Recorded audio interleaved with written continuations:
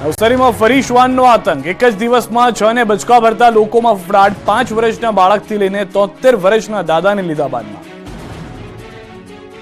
રાજ્યમાં છેલ્લા કેટલાક સમયથી શ્વાનના આતંકની ઘટનાઓ સામે આવી રહી છે। ઠેર ઠેર શ્વાન લોકોને બચકા ભરીને ઘાયલ કરી રહ્યા છે, ત્યારે નવસારીમાં ફરી શ્વાનનો આતંક સામે આવ્યો। એક જ દિવસમાં 6 ને બચકા ભરતા લોકોમાં ફફડાટ ફેલાયો। નવસારી જિલ્લાના ખેરગામમાં એક જ દિવસમાં શ્વાને આતંક મચાવ્યો। ખેરગામમાં એક જ દિવસમાં ડોગ બાઇટના 6 થી વધુ કેસ બનતા લોકો ભયભીત થઈ ગયા છે।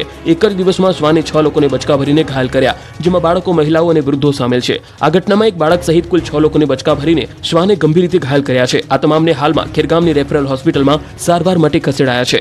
શ્વાનને પકડવા માટે સ્થાનિક એનજીઓ અને વન વિભાગને જાણ કરવામાં આવી। અવારનવાર રખડતા શ્વાને હુમલો કર્યાની ઘટનાઓ સામે આવતા સ્થાનિકોમાં પણ રોષ જોવા મળ્યો। રખડતા શ્વાનને પકડવા સ્થાનિકોએ માંગ કરી છે। ગુજરાતીઓને રખડતા શ્વાનથી મળશે છુટકારો। હવે શ્વાનની વસ્તીને કંટ્રોલ કરાશે। ગુજરાતમાં શ્વાન કરડવાની અસંખ્ય ઘટનાઓ સામે આવી રહી છે, ત્યારે હવે શ્વાનની વસ્તીને કંટ્રોલ કરાશે। શ્વાનની વસ્તી પર નિયંત્રણ રાખવા માટે રાજ્ય સરકારે અમલીકરણ અને મોનિટરિંગ માટે ઉચ્ચ કક્ષાની એક કમિટીની રચના કરી છે, જે એનિમલ બર્થ કંટ્રોલ રૂલ્સ 2023ને લાગુ પડે છે। સ્થાનિક સંસ્થાને પગલાંની છૂટ અપાઈ છે। હાઉસિંગ સચિવના અધ્યક્ષપદે 17 સભ્યોની કમિટી સ્થાનિક સંસ્થાને સાથે રાખી કાર્યક્રમનો અમલ કરાવશે। આ કમિટીના સભ્ય સચિવ તરીકે ગુજરાત સ્ટેટ એનિમલ વેલફેર વોર્ડના ઓફિસ ઇન્ચાર્જ કે જોઈન્ટ ડાયરેક્ટર કક્ષાના અધિકારી રહેશે। આ કમિટીએ ઓછામાં ઓછા 3 મહિનામાં એક વખત બેઠક કરવાની રહેશે। એનિમલ વેલફેર બોર્ડના પ્રતિનિધિત્વ એનિમલ બર્થ કંટ્રોલ પ્રોગ્રામ, નસબંધી અને રસીકરણની અમલીકરણ એજન્સી રહી શકશે નહીં। આ કમિટી સ્થાનિક સત્તાધારી સ્તરે પશુ જન્મ નિયંત્રણ મોનિટરિંગ કમિટીની સ્થાપના કરશે। ડિસ્ટ્રિક્ટ પ્રમાણે પ્લાન બનાવશે। એટલું જ નહીં, આ કમિટી સમગ્ર રાજ્યમાં શહેરી અને ગ્રામીણ વિસ્તારમાં કૂતરાની વસ્તી વ્યવસ્થાપનનું કામ કરશે। હાથમાં મીઠું લઈને અગરિયાએ કર્યા પાટણમાં ઉપવાસ આંદોલન। હાથમાં મીઠું અને મુખમાંથી વિરોધના સૂર। અગરિયાઓના વિરોધના આક્રોશના હલ્લાબોલના દ્રશ્યો છે પાટણના સાતલપુરના। સાતલપુરમાં છેલ્લા 4 દિવસથી અગરિયાઓ પરિવાર સાથે આમરણાંત ઉપવાસ પર બેઠા છે। રણમાં જવા પર પ્રતિબંધને લઈને અગરિયાઓમાં આક્રોશ ફાટી નીકળ્યો। રણમાં જવા પર પ્રતિબંધને લઈ અગરિયાઓ મેદાને આવ્યા। સર્વે એન્ડ સેટલમેન્ટની યાદીમાં નામ ન આવતા અગરિયાઓની રોજીરોટી છીનવાઈ ગઈ, જેને લઈને અગરિયાઓ સાતલપુરમાં વિરોધ પ્રદર્શન કરી રહ્યા છે। તંત્ર દ્વારા સત્વરે ન્યાય આપે અને રણમાં 10 એકર વિસ્તારમાં મીઠું પકાવવાની મંજૂરી આપવામાં આવે તેવી માંગ કરી રહ્યા છે। માંગ નહીં સ્વીકારાય તો ચૂંટણી બહિષ્કાર કરશે અગરિયાઓ। અગરિયાઓનું કહેવું છે કે કોઈ પણ અધિકારીઓ મુલાકાત માટે નથી આવ્યા। આ રણમાં જવા દેવાની માંગ છે। ઉપવાસ પર બેઠાને 4 દિવસ થવા છતાં નથી કોઈ રાજકીય નેતાએ મુલાકાત લીધી કે ન તો કોઈ અધિકારી દ્વારા મુલાકાત કરાઈ। જૂનાગઢના ગિરનાર પરની દુકાનો 4 દિવસે ખુલી। વેપારીઓની હડતાલનો અંત આવ્યો। જૂનાગઢમાં ગિરનાર પર 4 દિવસે દુકાનો ખુલી। 4 દિવસથી બંધ દુકાનો ખુલતા ભક્તોએ રાહતનો શ્વાસ લીધો। ગિરનાર પર પ્લાસ્ટિક પર પ્રતિબંધને લઈને વેપારીઓ વિરોધ પ્રદર્શન કરી રહ્યા હતા। પાણીની બોટલ વેચવા પર રોક લગાવવા વેપારીઓએ ગિરનારની સીડીઓ પર દુકાનો બંધ રાખી હતી।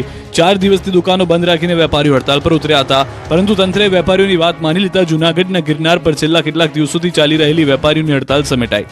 તંત્ર અને વેપારીઓ વચ્ચે ચાલતા ઘર્ષણનો આજે અંત આવ્યો। પાણીના કેરબા શક્ય ન હોવાથી ટેટ્રાપેકમાં પાણી વેચવાનો વિકલ્પ વેપારીઓને તંત્રે સ્વીકાર્યો। 4 દિવસ બાદ ગિરનારની સીડીઓ પર દુકાનો ફરી શરૂ થઈ। હજુ આગામી દિવસોમાં સીડી પર અને પર્વત પર સફાઈ કર્મીઓ ફાળવવા વેપારીઓ દ્વારા કરવામાં આવશે રજૂઆત। શિયાળો વિદાય લઈ રહ્યો છે, ત્યારે ઉનાળાની બદલે ચોમાસું શરૂ થશે। ખેડૂતો ફરી માવઠા માટે તૈયાર થઈ જજો। માર્ચમાં મહામાવઠું ત્રાટકશે। રાજ્યમાં શિયાળો તેના અંતિમ તબક્કામાં છે, પણ હવે ઉનાળો શરૂ થવાનો નથી। ઉનાળાને સાઇડલાઇન કરી ચોમાસું એન્ટ્રી મારી શકે છે। માર્ચ મહિનાની શરૂઆતમાં ફરી એકવાર માવઠું ત્રાટકી શકે છે। માવઠાના એંધાણ 28 ફેબ્રુઆરીથી થઈ જશે। ખેડૂતોની મુશ્કેલી વધે તેવી આગાહી હવામાન નિષ્ણાંત અંબાલાલ પટેલે કરી છે। અંબાલાલ પટેલે આગાહી કરી છે કે ગુજરાતમાં વાદળવાયુ આવવાની શક્યતાઓ છે। સૌરાષ્ટ્ર, કચ્છ અને ઉત્તર ગુજરાતના ભાગોમાં હવામાનમાં પલટો આવશે। 28મી ફેબ્રુઆરીએ વાદળવાયુ આવવાની શક્યતા છે। માર્ચની 1 થી 5માં મોટા ફેરફાર આવી શકે છે, જેના કારણે રાજ્યમાં કમોસમી વરસાદ થવાની શક્યતાઓ રહેશે। આખા ગુજરાતમાં કમોસમી વરસાદ ખાબકી શકે છે। આ વખતે મધ્ય ગુજરાતમાં 20 કિલોમીટરની ગતિએ પવન ફૂંકાશે। કચ્છમાં તેજ ગતિએ પવન ફૂંકાઈ શકે છે। 7 થી 12 માર્ચમાં હવામાનમાં મોટા પલટા આવશે। આ સાથે હવામાનના અણધાર્યા ફેરફારો માર્ચના મધ્યમાં આવી શકે છે। 15 માર્ચ સુધીમાં મહત્તમ તાપમાન 40 ડિગ્રીની ઉપર જવાની શક્યતાઓ છે। જો કે વચ્ચે હવામાનમાં પલટા આવવાથી મહત્તમ તાપમાનમાં વધઘટ થતી રહેશે। ઉત્તર ગુજરાત, પૂર્વ ગુજરાત, મધ્ય ગુજરાત, ઉત્તર સૌરાષ્ટ્રના ભાગો, સૌરાષ્ટ્રના અન્ય ભાગો, કચ્છના ભાગોમાં કમોસમી વરસાદ થવાની શક્યતા રહેશે। ગઢડામાં ગોપીનાથજી મહારાજને 2.5 કરોડ રૂપિયાનો સુવર્ણ રત્ન મુગટ અર્પણ। ગઢડા ખાતે આવેલા વડતાલ ધાબાના લાખો શ્રદ્ધાળુઓના આસ્થાનું કેન્દ્ર ગોપીનાથજી દેવને આશરે 2.5 કરોડ રૂપિયાની કિંમત ધરાવતા સોનું અને રત્નજડિત કલાત્મક દિવ્ય મુગટ ભક્ત પરિવાર તરફથી અર્પણ કરવામાં આવ્યો. મુંબઈના પારેખ પરિવાર કિંમતી મુગટ ગોપીનાથજી મહારાજના ચરણોમાં અર્પણ કરવાનો સંકલ્પ પૂર્ણ કર્યો. આ માટે ગઢડા આવી પહોંચ્યા હતા મુંબઈના ચંદ્રેશભાઈ જશવંતલાલ પારેખે પરિવાર તરફથી હીરાજડિત સુવર્ણ મુગટ ગોપીનાથજી મહારાજને અર્પણ કર્યો. જે દરમિયાન ગોપીનાથજી દેવ મંદિર ખાતે આવેલા દરબારગઢમાં આચાર્ય રાકેશ પ્રસાદજી તથા વડતાલના નવતમ સ્વામી સહિતના સંતો તથા હરિભક્તો અને રાજકીય સામાજિક આગેવાનોની ઉપસ્થિતિમાં મુકુટ અર્પણ કાર્યક્રમ યોજાયો હતો. આ કાર્યક્રમમાં મંદિરના મહિમા થકી હરિભક્તોના સમર્પણ ભાવને સંતો દ્વારા બિરદાવ્યા હતા. ગોપીનાથજી મહારાજને મુગટ અર્પણ કરી પારેખ પરિવારે ધન્યતા અનુભવી હતી. સાબરકાંઠામાં બટાકાની ખેતી કરતા ખેડૂતોને આવ્યો બરબાદ થવાનો વારો. પાકમાં રોગના આક્રમણથી મહેનત ધોવાઈ ગઈ. બટાકાનું વાવેતર કરતા ખેડૂતોની હાલત કફોડી બની છે. મોટાભાગના ખેતરમાં સુકારા સહિતનો રોગ જોવા મળતા ખેડૂતોને ભારે નુકસાન થઈ રહ્યું છે, તો ઉત્પાદનમાં પણ ભારે ઘટાડો જોવા મળ્યો.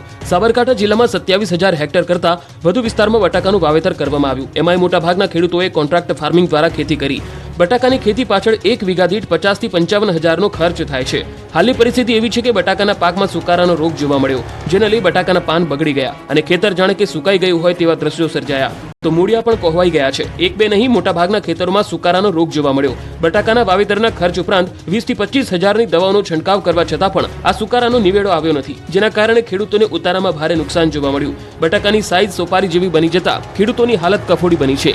ત્યારે ખેડૂતો પણ હાલ તો બટાકા નીકાળી રહ્યા છે. ત્યારે બટાકાનું ઉત્પાદન ઘટી ગયું છે અને તેને લઈ ખેડૂતોને ભારે નુકસાન સહન કરવાનો વારો આવ્યો છે. ગત સિઝને 500 મણનું ઉત્પાદન થયું હતું, પરંતુ હાલ તો 250 થી 300 મણનું ઉત્પાદન થઈ ગયું છે. છોટાઉદેપુરના ભીખાપુરમાં એસટી બસ ન આવતા વિદ્યાર્થીઓ ખાનગી વાહનોમાં સ્કૂલે જવા મજબૂર. કોઈ વિદ્યાર્થીઓ ચાલીને જઈ રહ્યા છે, કોઈ 2 વ્હીલરમાં તો કોઈ ખાનગી વ્હીકલમાં સ્કૂલ જઈ રહ્યા છે. આ સવારી 1-2 કિલોમીટરની નથી, 14 કિલોમીટરની છે. કહેવાતા વિકસિત ગુજરાતના આ દ્રશ્યો છે છોટાઉદેપુર જિલ્લાના અંતરિયાળ ગામ ભીખાપુરના. આ દ્રશ્યો ગામે ગામ એસટી બસ પહોંચી હોવાના દાવાની પોલ ખોલી રહ્યા છે. છોટાઉદેપુર જિલ્લાના અંતરિયાળ વિસ્તાર ભીખાપુર ગામમાં રહેતા બાળકોને સ્કૂલે જવા માટે બસની કે ટ્રાન્સપોર્ટેશનની સુવિધા નથી, જેથી બાળકોને ચાલતા જ સ્કૂલે જવું પડે છે, જેમાં સમયનો વેડફાટ તો થાય જ છે, સાથોસાથ બાળકોના અભ્યાસ પર પણ અસર પડે છે. રોજ બાળકોને આવવા જવા માટે 14 કિલોમીટર ચાલવું પડે છે. ભીખાપુરા ગામની આસપાસના લગભગ 80 ગામના 4,000 થી વધુ બાળકો ભીખાપુરની શાળામાં અભ્યાસ માટે આવે છે, પણ બાળકો માટે સ્કૂલે આવવા જવાની બસની વ્યવસ્થા નથી, જેથી કેટલાક 3 કિલોમીટર તો કેટલાક બાળકો 5 કિલોમીટર અને કેટલાક 7 કિલોમીટરથી ચાલતા આવે છે. આ વિદ્યાર્થીઓ શિયાળાની કડકડતી ઠંડી હોય કે ધોધમાર વરસાદ કે પછી કાળઝાળ ગરમી, આ જ રીતે શાળાએ પહોંચે છે. ચાલીને જવામાં ક્યારેક દીપડાનો ડર સતાવે છે. જે ખાનગી વાહનો ચાલે છે તેમાં ઘેટા બકરાની માફક બાળકોને બેસાડવામાં આવે છે, એટલે વાલીઓ જીવના જોખમે ખાનગી વાહનોમાં મોકલવાને બદલે ચાલીને જ મોકલે છે. આ અંગે અનેકવાર રજૂઆત કરવા છતાં તંત્રને આ ગામના વિદ્યાર્થીઓની વેદના સાંભળવાનો સમય નથી. ત્યારે હવે સરકાર જ તેમના બાળકોની ચિંતા કરી બસની સુવિધા કરી આપે તેવી માંગ શિક્ષકો અને વાલીઓ તેમજ બાળકો કરી રહ્યા છે. સાબરકાંઠામાં 5 વર્ષથી ગોકળ ગાયની ગતિએ ચાલી રહ્યું છે બ્રિજનું કામ. વાહન ચાલકોની મુશ્કેલી વધી.